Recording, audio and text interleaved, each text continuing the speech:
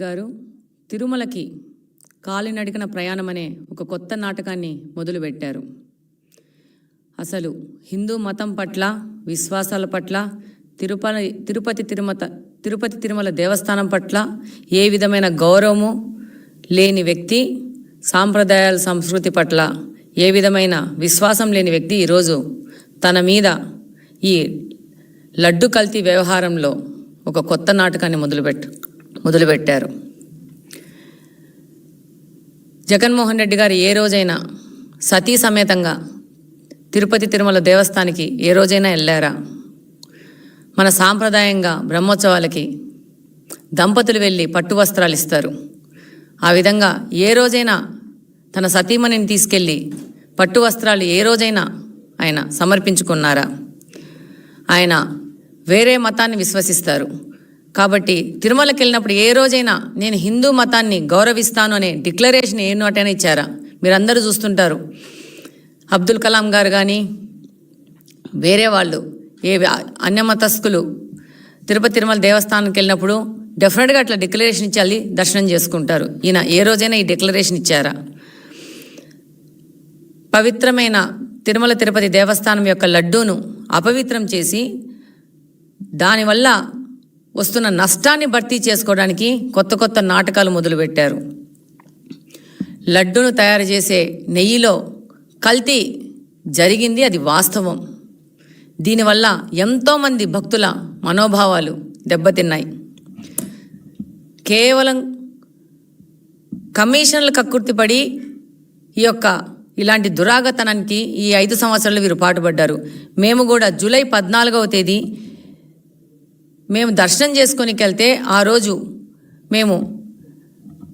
మీడియాతో మాట్లాడడం జరిగింది. అది మీడియా సంస్థలు కూడా ప్రసారం చేసినాయి. ఆ రోజు మేము మాట్లాడడం జరిగింది. వీటినన్నింటినీ మారుస్తారని కోరుకుంటున్నాను. లడ్డు నాణ్యత పెంచడానికి ఆ రోజు తిరుమల తిరుపతి దేవస్థానంలో దర్శనం అయిపోయినాక ప్రసాదాలు ఇస్తారు. దాని క్వాలిటీ ఎంత దిగజారిందంటే అధికారులకు కూడా ఇప్పుడే చెప్పి రావడం జరిగింది. వాళ్ళు అంటారు మేము ఆర్గానిక్ ప్రోడక్ట్ వాడుతున్నామని చెప్పేసి. ఈ యొక్క ప్రసాదాలు ఒక క్వాలిటీతో భక్తులకు అందించాలని చెప్పేసి వాళ్ళకి లెటర్ రాస్తాము. అలాగనే వాళ్ళకి మీ ద్వారా కూడా విన్నవించుకుంటున్నాము. వాళ్ళు తప్పకుండా ఈ విషయాన్ని గమనించి వీటినన్నింటినీ మారుస్తారని కోరుకుంటున్నాను.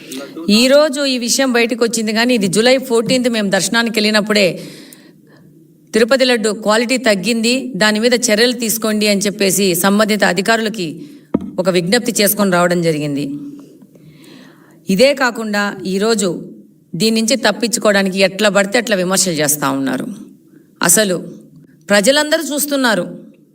కొంతమంది పెద్దవారు సొసైటీలో పెద్ద పెద్ద హోదాల్లో ఉన్నవాళ్ళు ఎంత అధ్వానంగా మాట్లాడుతున్నారంటే తప్పు చేసిన వాళ్ళు తప్పు చేసినాము అని చెప్పేసి ఒప్పుకోవడము, లేకపోతే మౌనంగా ఉండడం చేయాల. కానీ దొంగ అన్నట్టు వీళ్ళే తప్పు చేసి వీళ్ళే దీనికి గుళ్ళల్లో పూజలు చేయడము, తిరుమలకి కాలినడకపోవడం అంటే కొత్త కొత్త డ్రామాలు మొదలుపెట్టారు. ప్రజలందరూ గమనిస్తున్నారు మీ యొక్క నాటకాలని.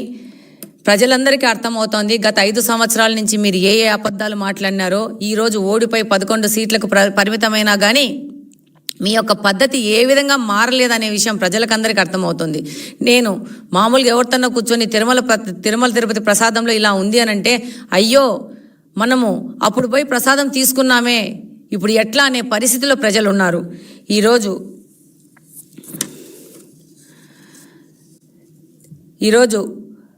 ఈ ప్రక్షాళన చేస్తున్నామని చెప్పేసి చంద్రబాబు నాయుడు గారి పాలనలో ఏదో జరిగింది, అందుకని పూజలు చేస్తున్నాం, ప్రక్షాళన చేస్తున్నామని అంటున్నారు. ప్రజలు దీన్ని చూసి నవ్వుతున్నారు. ఈరోజు ప్రక్షాళన చేస్తామని చేస్తున్నారు కదా, మీ యొక్క భార్యని ఏ రోజైనా కానీ మీరు తిరుపతి తిరుమల దేవస్థానానికి తీసుకెళ్లారా? ఈరోజు కాలినడక మీద మీరు తిరుమలకి వెళ్తున్నాం అంటున్నారు. ఇప్పుడు మొదటిసారి మీరు తిరుమలకి వెళ్తున్నారా కాలినడకన? ఇంతకుముందు ఎప్పుడైనా వెళ్ళారా? లేకపోతే ఈ యొక్క అపవాదు నుంచి తప్పించుకోవడానికి ఈ నడక అనే కొత్త నాటకాన్ని మీరు మొదలు పెడుతున్నారా అనేది మేము ఈ సందర్భంగా మిమ్మల్ని ప్రశ్నిస్తున్నాం. ఈరోజు ఈ వైసీపీ వాళ్ళు తిరుపతి తిరుమల దేవస్థానాన్ని ఒక ఏటీఎం లాగా మార్చేసుకున్నారు. ఏ రోజు కానీ హిందూ సాంప్రదాయాలకు సంబంధించిన పూజలు చేయని జగన్మోహన్ రెడ్డి గారు టీడీపీ హయాంలో పాపాలకు ప్రక్షాళన అని చెప్పేసి దేవాలయాల్లో పూజలంటూ ఒక కొత్త నాటకాన్ని మొదలు పెట్టడము, ఈ యొక్క కల్తీ నెయ్యి యొక్క కర్త కర్మ క్రియ వైసీపీకి సంబంధించిన నాయకులు, దాని నాయకుడు జగన్మోహన్ రెడ్డి గారు అనేది ప్రతి ఒక్కరికి తెలుసు. దీని నుంచి తప్పించుకోవడానికి దేశంలోనే కాదు ప్రపంచం మొత్తం ఉన్న హిందువుల మనోభావాలు ఈరోజు దెబ్బతీశారు. దాని నుంచి తప్పించుకోవడానికి వీళ్ళు కొత్త నాటకం మొదలు పెట్టడం జరిగింది. ఈరోజు స్వామివారి లడ్డూను ఈరోజు ఈ డేట్కు చూస్తే పాత పోయిన వాళ్ళకి, పాత లడ్డూగా ప్రసాదంగా తీసుకున్న వాళ్ళకి, ఈరోజు లడ్డు ప్రసాదంగా తీసుకున్న వాళ్ళకి ప్రత్యేకంగా ఎంత తేడా ఉందో అర్థమైపోతుంది. ప్రతి ఒక్కరు ఇదే మాట్లాడుకుంటున్నారు. ప్రపంచవ్యాప్తంగా తిరుపతి తిరుమల దేవస్థానం యొక్క లడ్డూకు ఎంతో విశిష్టత ఉంది.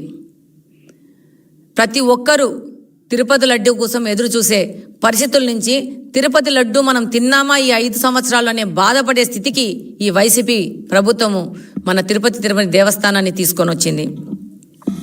రివర్స్ టెండరింగ్ అనే ప్రక్రియ అధికారంలో రాగానే మొదలుపెట్టి, అది పోలవరం ప్రాజెక్టుతో మొదలుపెట్టి రివర్స్ టెండరింగ్ అని చెప్పేసి కమిషన్లు కకృతిపడి దాన్ని ఆ రివర్స్ టెండరింగ్ని టీడీటీకి కూడా, తిరుపతి తిరుమల దేవస్థానానికి కూడా అంటించి ఆ రివర్స్ టెండరింగ్లోనే కమిషన్లు కకృతిపడి ఈ విధంగా కల్తీలు చేయడం అనేది చాలా బాధాకరమైన విషయము. ప్రతి ఒక్క హిందువు, ప్రతి ఒక్క భక్తుడు, తిరుపతి తిరుమల దేవస్థానికైనా ప్రతి ఒక్క భక్తుడి మనోభావాలను దెబ్బతీశారు.